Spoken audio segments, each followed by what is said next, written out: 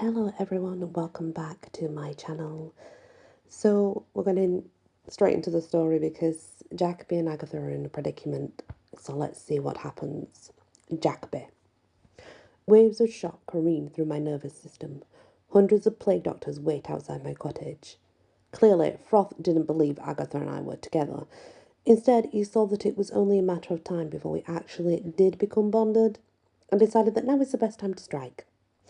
Outside the window, the many warriors dissolve into a miasma of small black particles. Those tiny bits of disease seep into the cottage through the countless crevices and openings. Under the door, around the windowsill, through slats in the ceiling. Within seconds, I'm surrounded by a dark cloud. You don't grow up at the opposite to the minuscule without knowing what each hue of their attack clouds represents, and this particular colour? Sleeping sickness. Curse the luck. If I were at full strength, I could cast some protection orbs to keep the minuscule away. As it is, I can only rush toward Agatha's room, and by the time I reach the threshold, the air is already thick with miasma. While I've been gone, Agatha has somehow forced herself to stand. When she sees me enter the chamber, she reaches toward me. What's happening? I try to walk closer, but my legs feel as if they're filled with cement. My ability to speak seems to be weighed down as well. It's an effort to force out a two-word reply. Sleeping sickness. White spots appear before my vision. I battle against the illness, but it's no use. My consciousness fades. I pass out. Oh, so that's what happens to poor Agatha and Jacoby, I guess. Anyway, we're heading back to Ella now. Remember, she's in the library, weird prison thing, with Alec. Ella.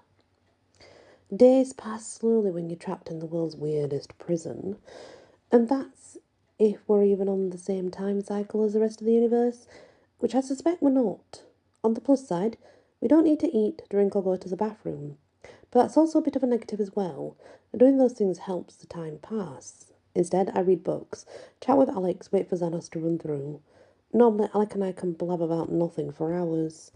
This version of my boyfriend acts like I'm about to pull a knife on him at any second. Then I find his dagger collection. Turns out a bunch of other chicks did pull weapons on him. So that explains a lot. I kill the hours by reading books crammed with old trivia about Nahadel. Here is some of what I've learned. Nahadel hates broccoli, likes hairstyling gel, and wants power. Whenever I run across an interesting tidbit, I try to share it with Alec. For his part, Alec always replies and grins, but I know the guy. He's totally humouring me. Not gonna lie, it hurts. Outside of reading, my other entertainment is watching the array of monsters and oddballs that walk past the exit door. Not that I'm crazy enough to actually leave the library, but it's interesting to watch who creeps past the window. Take today, for instance. So far, I've seen a stone giant, two kelpies, and a three-headed harpy. Some of these folks must be from Jacoby's herd, but I know for a fact that Jacoby doesn't like stone giants, so Nahadel has been a busy little lady. I spent my morning reading another book from my least favourite elf queen. This one covers the best ways to either clean castle tapestries or disembowel your enemies. Turns out, those are two of her favourite things to do. This chick is so evil. I can't even. Then I see it. Fidget the Troll walks by the library door. Total shocker. I know this guy because he's a personal chauffeur for none other than Colonel Mallory the Magnificent. It was Fidget who drove me, Bryar Rose, and Alec to the pyramids of Egypt. Fidget even saw us release tons of magic into the atmosphere. And now, the guy's in Nartadel's prison? Whoa. I point at the window. Did you see that guy? Alec acts super interested in the book. Did you say something? I roll my eyes. It's a small room. There's only two of us. Of course I said something. And to you. I gesture toward the window. Check out this troll. Tell me if it looks familiar to you. Alex saunters across the room, stares out the door. That fellow does look familiar. Come on! I tug on his elbow. Let's go talk to him. Not a chance. There are assassins loose in the prison. They have one target. Fine. You stay here. I'm going. Alec moves to stand directly in my way. No, it isn't safe. Please, don't make me hurt you. I go up on tiptoe, which is a bad idea, considering our mouths are now level with each other. You have no idea what I can do. Alec grins. You know what? I think you might just be right. He steps aside. Lead on, my lady. You're going with me? It seems that when we're together, I don't feel quite as, what's the right word? Chicken shit? That works. Knox always said you worked best as a team. Alec tilts his head. Knox? Your best friend? Who also happens to be dating my best friend? And they're both off on an adventure with Colonel Mallory the Magnificent? Spoiler alert, this troll is the Colonel's personal driver. Alec looks at me and glances away. I point right at his nose. I know that look, by the way. You know something that you think will upset me, and you're debating whether or not to come clean. I don't mean to, but I lean in even closer to his mouth. If we're a team, it's best if we really share. Alec stares at my mouth for a moment before speaking. One of the books here talked about Knox and Bry, their so-called adventures to find out what happened to the missing magic. It's really a wild goose chase. The only real purpose to their travels is to keep them away from both Fairy and Agatha. I nod slowly and process the news. That sucks. But it makes sense, because if Bry, Knox and the Colonel knew what was going on here, there would be no end to the ass-kicking. Alec gives me a shy smile. They sound like good friends. I can't wait to meet them again. We will. But these two words come out with less confidence than I'd like. After all, we're about to step out into the prison labyrinth with nothing but my big mouth and Alec's smile to protect us. With any luck, that will be enough. Alec. Ella steps out into the next room in line. It looks exactly like the library, only there's no books. But there is an evil hipster troll. Damn. Does that guy ever look familiar? Ella waves at the guy. Hey, Idjit. The troll stares guiltily at his hands. That's my twin brother. I'm Fidget. I eye the guy carefully. And why are you here? Lady Cloak sent me to kill you both.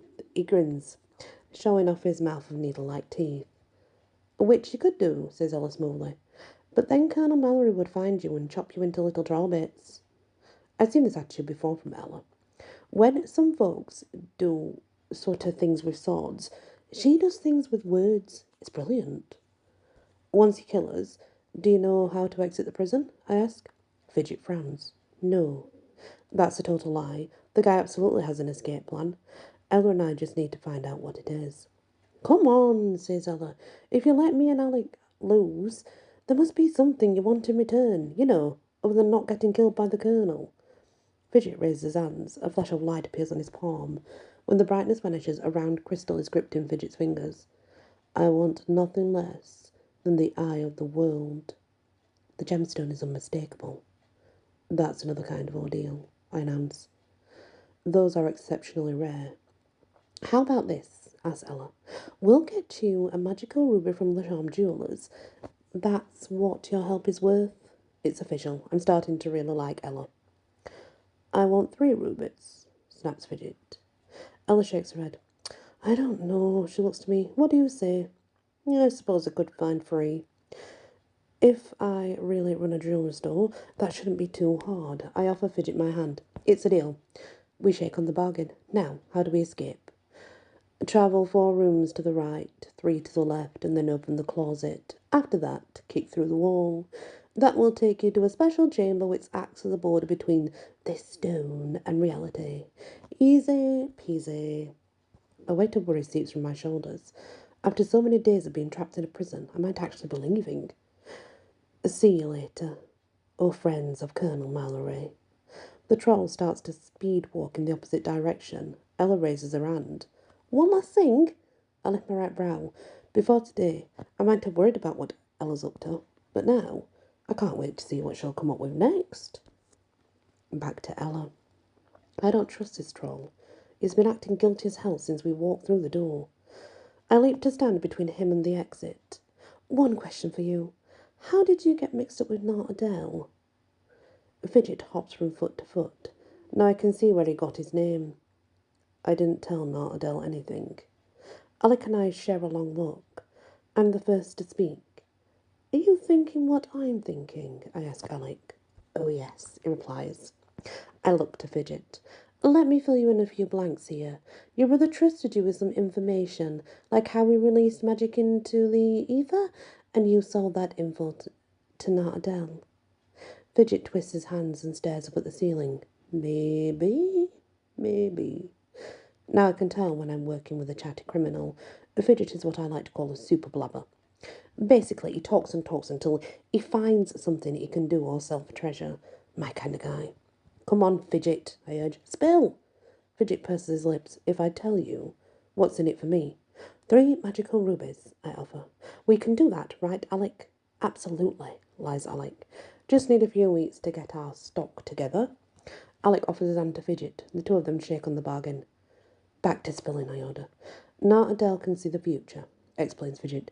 She knew the Sealy Imperials could be raised and drained soon, and by the time I met her, she's already acquired the vessel of ours, but she couldn't find the Eye of the World. Which is why you wanted to see if we had it, suggests Alec. Exactly, confirms Fidget. Nartadel has been looking for the Eye of the World in tombs and treasure hoards. I sold her information about how my brother helped bring magic back into the world, and I think it put her on the right path. I frown. Well, that's not too helpful. I think I know what he means, says Alec. Magic getting released into the atmosphere meant that a new gemstone could be created somewhere. Alec's eyes widen. It explains how Nartadel got her hands on such a rare rock to create this prison in the first place. The other lie is newly grown. I don't want to look like a dumbass here, but I nod quietly as if everyone knows how magical gemstones grow in new places. So that explains how you got involved in Nartadel, I state. Why are you here to kill us? My eyes widen as the truth hits me. It's Agatha. Nartadel was keeping us here in case she needed our help to find my stepsister. The evil queen, as Agatha, doesn't she? Fidget shrugs as he stares at the floor. Yeah, if I tell you what Nartadel plans to do with your sister, you will give me 3 more rubies. Yes, I agree, I say quickly. Fidget grins. The guy really has disgusting needle teeth. Here's what I know, begins Strong. Agatha is some kind of chosen girl. She's the only person who can put the eye of the world into a bowl, called the Vessel of Ours. When that happens, some of the Sealy Imperial family will return. Only Nartadel doesn't want any of those elves back. She wants to take their magical energy, kill them, and become the ultimate Empress of Fairy. How about that, eh? Really, all that info is a bargain for 3 rubies. I take a half step backward. My limb turns numb with shock. Fidget's not kidding. That's a ton of news. Sealy elves returning.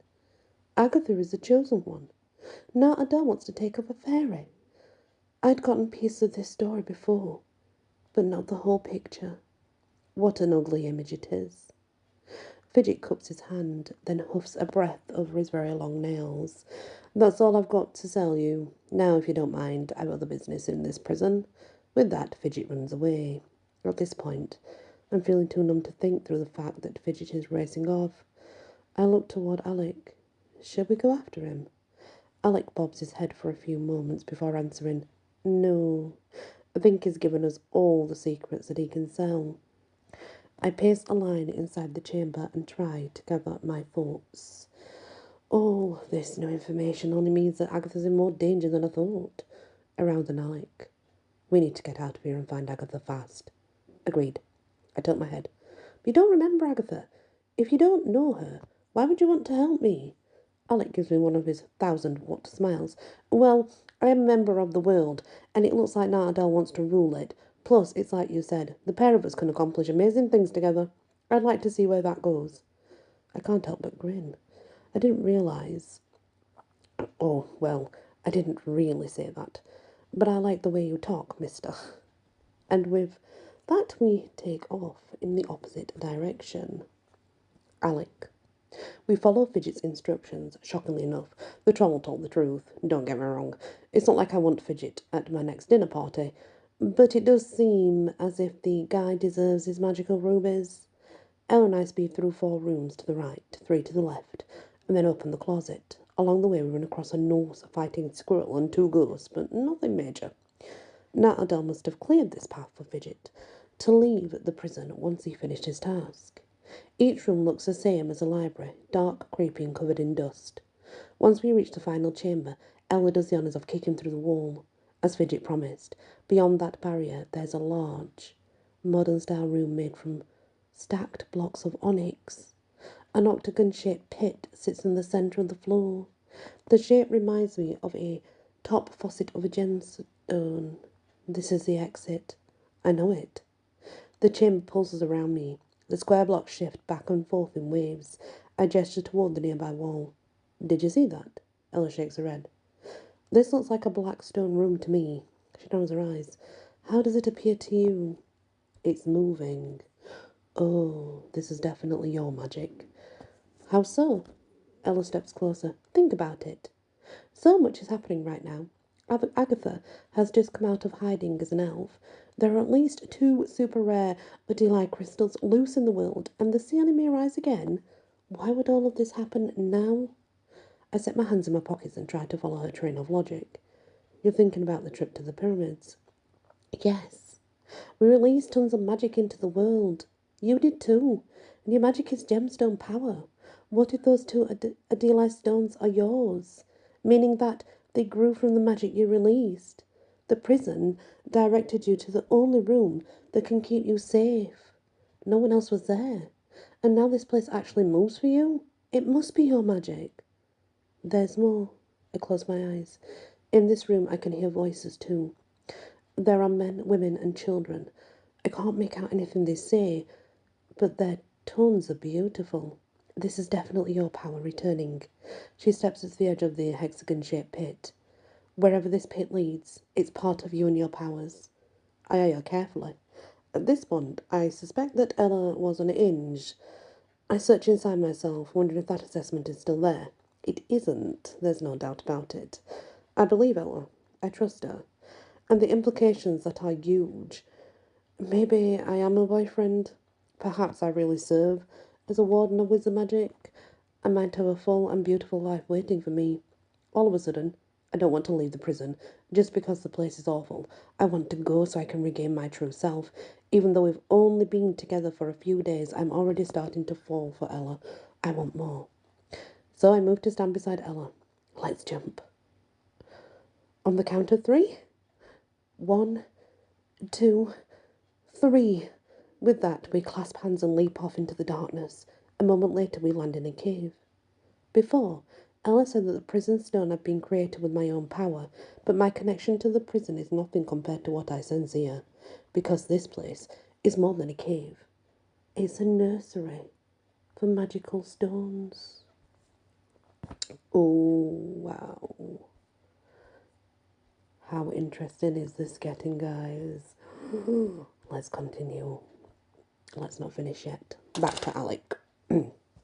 At first, Ella and I are only surrounded by silence and darkness. Then a single rock illuminates nearby. Blue light pulses within the stone. Next, a trio of rocks becomes bright as well. Soon glowing crystals stretch out into the darkness. There must be hundreds of them. The voices return, only far more loudly. I can even make out words this time. Sealy, Imperial, Eon. All around us the crystals pulse with light once more. Then actual images appear inside the stones. My breath catches. This is rare magic indeed. I step closer to one of the larger rocks. Inside, there's a lovely elf in a green gown. Jewels dangle from her pointed ears. Ella moves over to another crystal. Do you see these people? Yes. And I hear them talking as well. They're Sealy Imperials from the old empire. They say Eon preserved them inside these crystals. Ella nods. Fidget talked about the Sealy Imperial Court being brought back. I press my hand against one of the crystals. The stone pulses with life. We need to find Agatha, the eye of the world, and the vessel of ours, fast. Otherwise, Nartdale will hurt all these people. Can you use any of these gemstones to find Agatha? Wherever she is, I bet we'll find the eye and the vessel too. I shake my head. I can't break off any of these stones to use for my own magic, and we shouldn't cast any spells inside this cave either. It could ruin the enchantment that protects these elves. The eye of the vessel can't be far, announces Ella. After all, they're meant to somehow bring back these folks. Spells work best with proximity. She points to one of the darkened archways leading out from the cavern. Maybe we just get out of here the old-fashioned way? I rub my chin, considering. Whatever the spell may be with the eye in the vessel, it must be cast above ground or close to it. We should try the far right exit. The ground slopes upward there, which should bring us to the surface faster. Far right it is, says Ella, and we take off at a run. And that's the next episodes of Ella and Alec. Oh, everything's coming together, guys. It's becoming kind of exciting. When we come back, we'll head back over to Agatha. Thank you for listening, and many blessings.